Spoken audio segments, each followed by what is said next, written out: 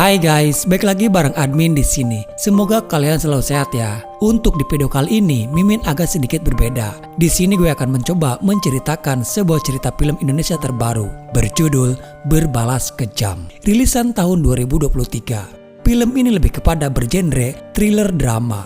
Agak sedikit horor sih guys, dimana balas dendam yang begitu kejam dan sangat mengerikan. Oke, kita langsung saja ke cerita filmnya. Pada malam itu di kediaman rumah Adam bersama dengan keluarga kecilnya. Adam dengan Lina sang istri dikaruniai seorang putra bernama Nara. Keluarga bahagia, idaman semua orang dan hampir nyaris sempurna. Adam adalah seorang arsitektur. Terlihat di sana juga Nara sedang sibuk merangkai mainan rumahnya. Nara bercita-cita ingin seperti sang ayah, menjadi seorang arsitektur yang hebat. Nara adalah anak yang pintar dan juga aktif, namun ternyata Nara juga mempunyai asma.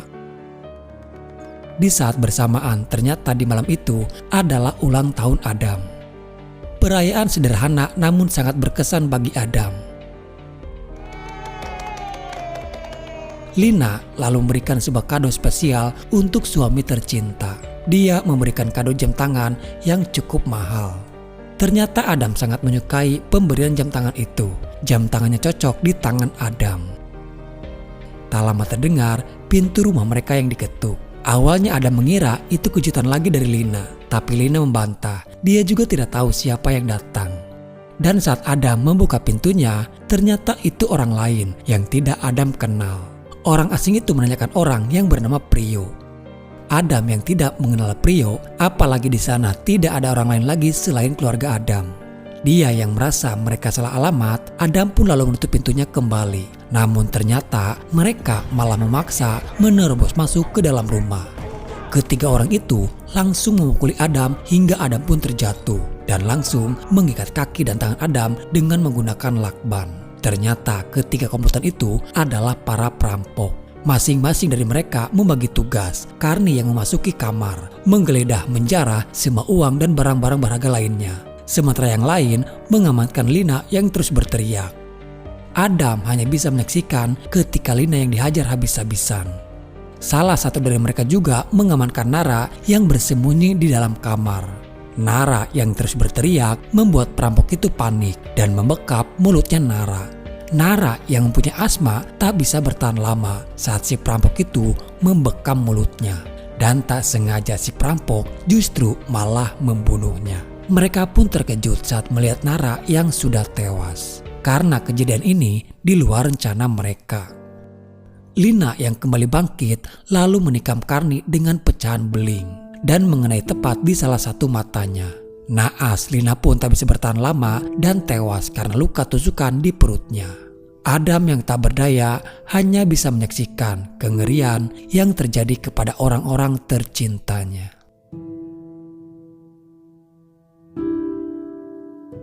Dua tahun kemudian, setelah kejadian itu, hidup Adam benar-benar sudah hancur. Adam seperti sudah hilang harapan. Kehilangan orang-orang tercinta menjadi pukulan terberat bagi Adam. Adam benar-benar berada di titik terendah dalam hidupnya. Kesedihan yang mendalam dan amarah seperti sudah mendarah daging di dalam tubuh Adam. Sulit bagi dia untuk bisa melupakan kejadian itu. Seiring berjalannya waktu, Adam perlahan mulai membuka diri, mencoba menyembuhkan diri dan kembali masuk bekerja. Tapi sepertinya tak mudah bagi Adam untuk bisa kembali hidup normal. Di satu sisi Adam juga butuh kerjaan itu. Dan meminta kepada Kian sahabatnya sekaligus atasan Adam di kantor. Untuk memberikan lagi dia waktu agar Adam bisa fokus dalam pekerjaannya. Untung saja Adam mempunyai seorang sahabat sejati. Kian tahu kondisi keadaan Adam saat ini. Dia juga tidak mungkin memaksakan Adam untuk terus bekerja. Kian lalu memberikan sebuah kartu nama untuk Adam menemui dokter psikiater. Kian berkata Adam harus menemuinya. Walaupun Adam sebelumnya sudah pernah mendatangi berbagai macam dokter psikiater. Tapi untuk dokter yang satu ini, Kian yakin dokter itu bisa membantu Adam. Jujur saja selama 2 tahun ini, Adam menjalani hidup dengan kesendirian. Selama itu pula, Adam tersiksa dengan luka dan kesedihannya. Dalam setiap lamunan ingatan itu selalu muncul kembali. sebenarnya ada rasa keinginan Adam untuk melupakan kejadian di masa lalu. Adam berpikir gak ada salahnya kalau dia mencoba untuk menemui dokter psikiater itu. Singkatnya, bertemulah dia dengan Amanda, dokter psikiater yang disarankan oleh Kian. Adam, silakan duduk. Adam aja. Cara Amanda mentreatment Adam memang berbeda. Amanda tidak lantas langsung ke inti permasalahan Adam. Amanda membiarkan Adam senyaman mungkin untuk bisa berbicara dengannya dan hanya bertanya yang ringan-ringan saja. Sembari Amanda juga memantau kondisi psikisnya Adam, separah apa Adam mengalami traumanya itu. Sebenarnya Amanda sudah tahu cerita Adam dari Kian tentang masa lalu Adam. Hanya saja Amanda ingin mendengar langsung dari Adam sendiri. Karena untuk melawan trauma di masa lalu, Adam harus berani mengingat kembali kejadian itu. Walaupun berat, tapi akhirnya Adam pun mau dan mulai bercerita banyak dengan Amanda. Kian cerita soal kejadian yang menimpa kamu.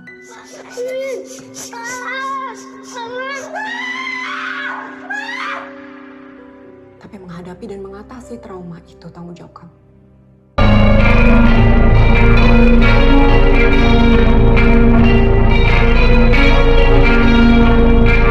Setelah pertemuan pertama selesai, Adam kembali pulang ke kantor. Lalu dia pun memesan taksi online untuk menuju ke kantornya. Dalam perjalanan terjadi percakapan antara Adam dengan si sopir. Diketahui sopir itu bernama Frankie. Setelah beberapa saat, Adam yang melihat kaca spion seperti mengenali wajah si supir itu. Dan saat dia melihat ke arah tangan si supir, ada sebuah tato di tangannya.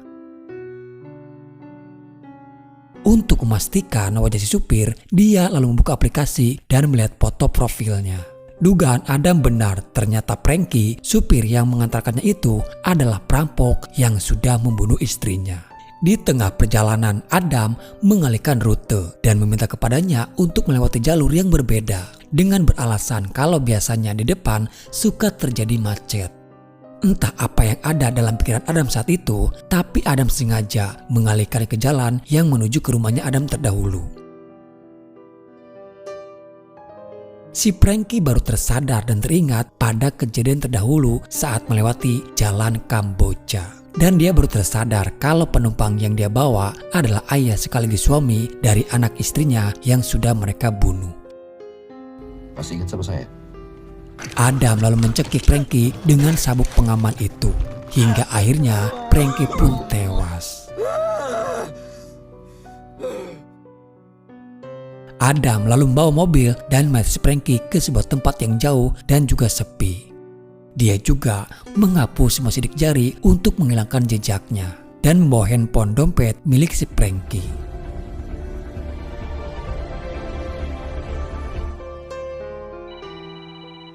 Di pagi harinya, dari handphone si Frankie, justru kini Adam bisa dengan mudah menemukan komplotan para perampok lainnya. Sebagai catatan saja guys, sebenarnya Adam di sini tidak ada niatan untuk balas dendam. Namun setelah dia yang tak sengaja dipertemukan dengan salah satu perampok itu, seketika dendam dan amarah Adam yang selama ini terpendam menjadi tak tertahan lagi.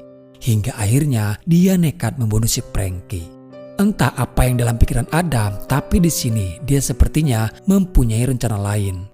Dan sepertinya trauma Adam bisa disembuhkan kalau dia bisa membunuh semua para perampok itu.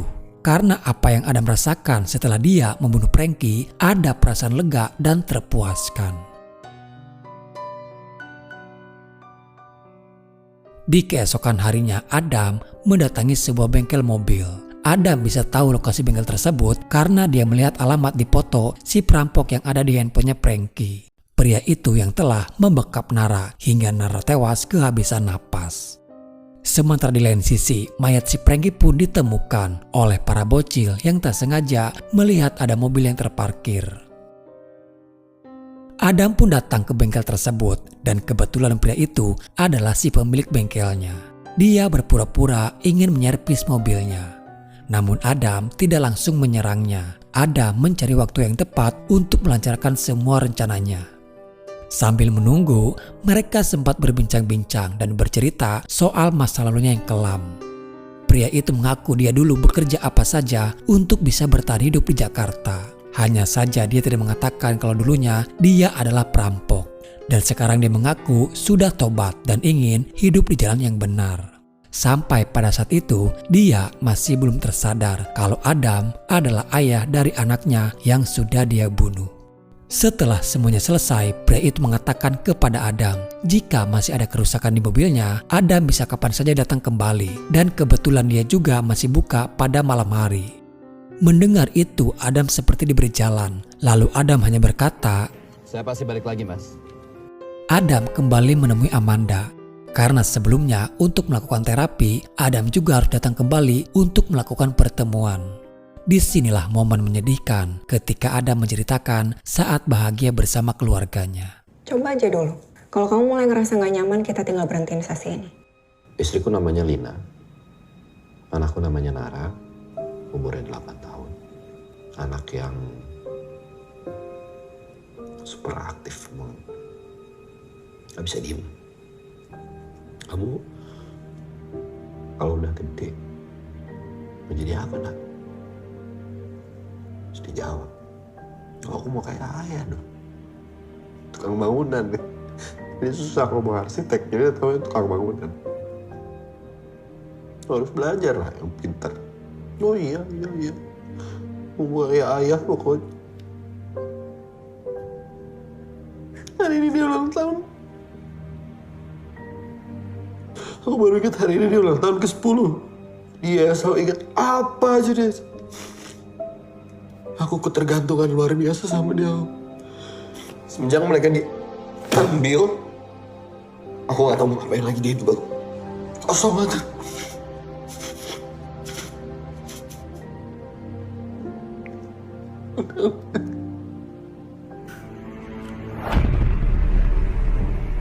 Di keesokan harinya, Adam sempat mampir ke toko bangunan. Dia membeli palu, pralon, lakban, dan juga tang penjepit. Adam benar-benar sudah dikuasai oleh hawa nafsunya sendiri.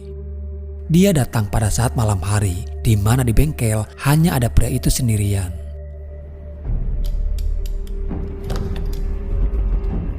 Mengetahui Adam yang datang kembali dengan membawa sebuah palu, seketika itu juga dia langsung teringat siapa Adam.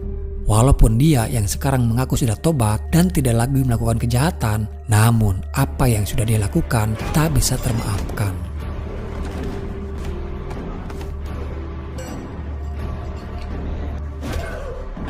Adam yang sudah tak kenal ampun lagi menyiksanya seperti penderitaan Nara saat Nara kehabisan napas karena dibekapnya.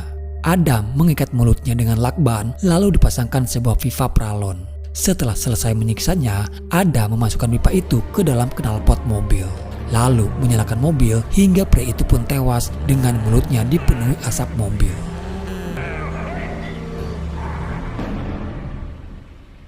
Setelah apa yang sudah dia lakukan, kondisi keadaan mental Adam bisa pulih dengan cepat sekarang. Bahkan dia pun berani menawarkan diri kembali kepada Kian agar dia bisa kembali bekerja seperti biasanya lagi. Walaupun Adam belum 100% pulih, tapi melihat kondisi Adam saat ini lebih baik daripada beberapa waktu sebelumnya. Adam mulai menata hidupnya kembali yang sempat berantakan. Lalu Adam pun menemui kembali Amanda. Walaupun sebenarnya mereka tidak ada janji untuk pertemuan, tapi Adam memang sengaja ingin bertemu dengannya untuk meminta maaf dan berterima kasih karena sudah membantunya. Hingga terjadilah pembicaraan secara intens di antara mereka. Diceritakan kalau Amanda juga sebenarnya adalah seorang yang kesepian. Dia juga kehilangan kedua orang tuanya yang meninggal karena kecelakaan. Dan semenjak saat itu, dia hidup berdua bersama dengan kakaknya. Namun kakaknya Amanda jarang sekali pulang. Dia yang selalu pergi keluar kota. Dan seiring berjalannya waktu, mereka yang sering bertemu, mulailah ada rasa cinta yang tumbuh di antara mereka. Polisi yang menyelidiki kasus pembunuhan kepada Frankie dan si pemilik bengkel itu mulai menelusurinya dan sampai kepada Adam. Pagi itu polisi datang ke rumah Adam. Mereka ingin menanyakan beberapa pertanyaan karena Adam terdeteksi sempat memesan taksi online pada saat malam kejadian. Adam yang panik, tapi untungnya Adam bisa menutupi kepanikan itu dengan tenang. Polisi mengatakan kalau sebenarnya ini kasus gelap yang pada akhirnya polisi juga akan menutupnya karena para korban yang terbunuh adalah buronan polisi yang selama ini dicari. Ketenangan Adam terusik kembali setelah polisi mulai menyelidikinya. Dengan segera Adam membersihkan semua barang bukti yang ada.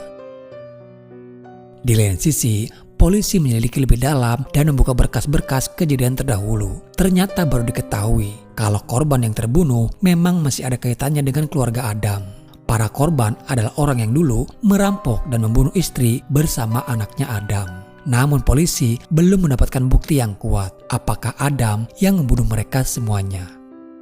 Suatu hari Amanda mengundang Adam untuk datang ke rumahnya. Amanda janji akan memasak sesuatu yang spesial untuk Adam. Lalu siang itu datanglah Adam ke rumahnya Amanda. Secara kebetulan pada hari itu juga kakaknya Amanda ada di rumah. Setelah sekian lama dia menghilang. Dan betapa terkejutnya Adam saat mengetahui kalau ternyata kakaknya Amanda adalah Carney, pria yang dulu merampok rumahnya Adam. Jujur guys, gue pribadi merasa kalau Baim Wong cocok berperan menjadi seorang psikopat. Sikapnya yang dingin, kalem, tapi mematikan.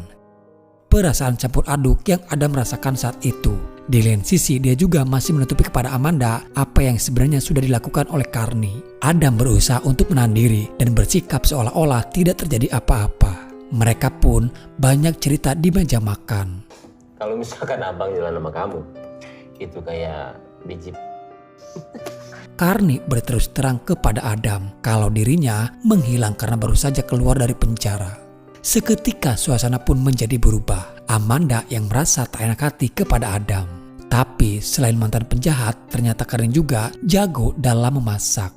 Carney mencoba mengenal jauh siapa Adam. Carney juga sudah tahu sedikit dari Amanda kalau Adam yang kini sudah menduda. Air mata Adam mulai menetes seperti sudah tak tahan lagi dengan amarahnya yang mulai memuncak. Aku ada janji sama orang. Lanjut cerita, polisi masih menelusuri jejak Adam dan menemui Amanda di kantornya. Di sini Amanda menjadi tahu dari polisi apa yang sedang terjadi dengan Adam. Polisi itu juga sedang mencari informasi tambahan. Namun Amanda tidak memberitahukan semuanya soal sikap Adam belakangan ini. Karena itu adalah rahasia klien Amanda dan Amanda bertanggung jawab atas semua rahasia kliennya. Amanda pun mulai khawatir, takut kalau memang Adam yang telah membunuh mereka. Lalu dia mencoba memutar kembali beberapa rekaman pembicaraan dia dengan Adam beberapa waktu yang lalu. Amanda mencoba mengaitkan semua cerita Adam dengan kejadian beberapa waktu hingga saat Adam bertemu dengan kakaknya. Dari yang badannya besar, berewokan, jalannya pincang. Dari yang punya tato ikan di tangan kiri, saya ingat semuanya. Hingga Amanda pun bisa menyimpulkan kalau memang benar Adamlah yang telah membunuh mereka karena sebuah dendam. Adam kembali mendatangi rumah Amanda. Dia tahu Amanda masih berada di kantornya. Terlihat Carney ada di dalam rumah sendirian. Sementara Amanda sendiri malah datang ke rumahnya Adam. Disinilah akhirnya mereka bertemu kembali. Akhirnya datang juga. Dari awal, Carney sebenarnya sudah tahu siapa Adam. Pas pertama kali gue ketemu sama lo, gue lihat lo. Gue tahu kehidupan gue sekarang ya seperti ini. Hidup gue yang beda. Saat itu Carney masih sempat-sempatnya memotong rambut.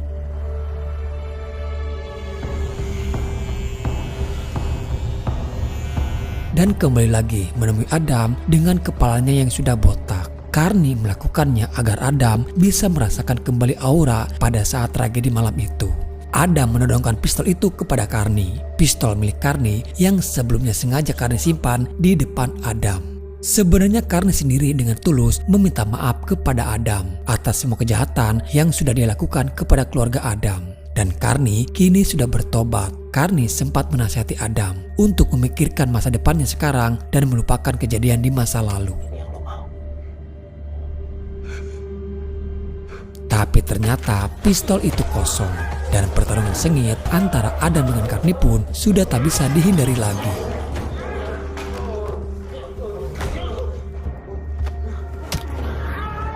Tapi pada akhirnya Karni pun yang harus terjatuh.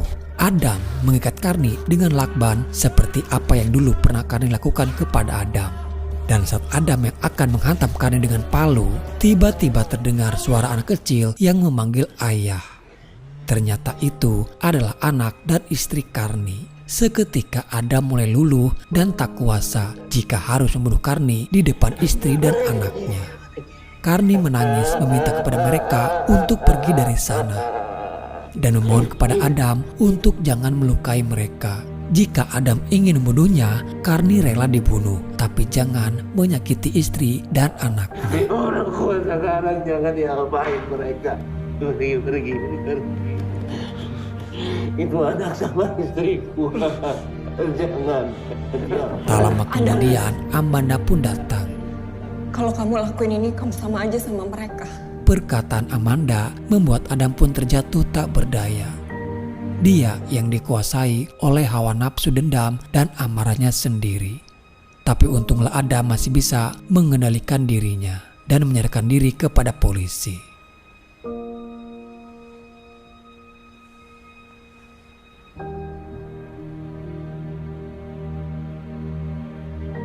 Begitu juga Karni yang kembali ditangkap atas kejahatan Karni di masa lalu yang membunuh istri dan anaknya Adam. Dalam perjalanan, Adam yang tiba-tiba tertawa sendirian setelah apa yang sudah dia lakukan.